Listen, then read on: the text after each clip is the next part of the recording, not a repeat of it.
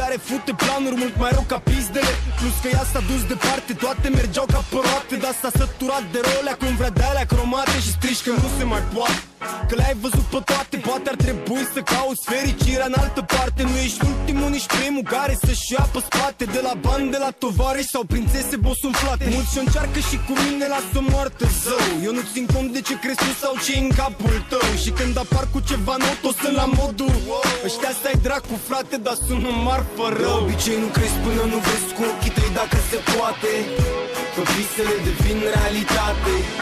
Când visele devin realitate, o să vezi cu ochii tăi dacă se poate. De obicei nu crezi până nu vezi cu ochii tăi dacă se poate. Că visele devin realitate. Când visele devin realitate, o să vezi cu ochii tăi dacă se poate. Și-ți vezi de treburi, că oricum viața merge în șuturi. Ai căzut, te ridicat, înveți noi moduri să te scuturi. Înveți să te bucuri mai des și fără ajutor, că ai probleme mai ales. Ia zi mai dă-le morților, nu trebuie să fii clar văzător. Să vezi că ești clar vânzător într-o bodegă fără bani sau viitor. Ia un borcan scris pe speranțe, dă-i și umple. Și frate, grijă ce-ți dorești, că s-ar putea să se întâmple. De obicei nu crezi până nu vezi cu ochii tăi dacă se poate. Că visele devin realitate.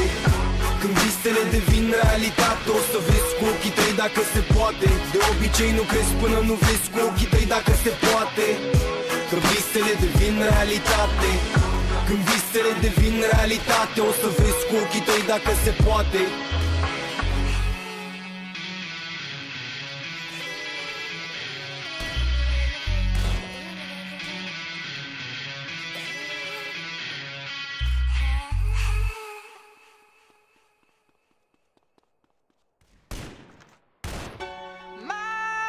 Stereo, it beats for you, so listen close. Hear my thoughts in every note. Oh, oh. Make me your radio and turn me up when you feel low. This melody was meant for you, so sing along to my stereo. Class heroes, baby. If I was just another dusty record on the shelf, would you blow me off and play me like everybody else? If I asked you to scratch my back, could you manage that? Like if we had chicken Travie, I can handle that. Furthermore, I apologize for any skipping tracks. This is the last girl that played me, left a couple cracks. I used to, now I'm over that. Cause hold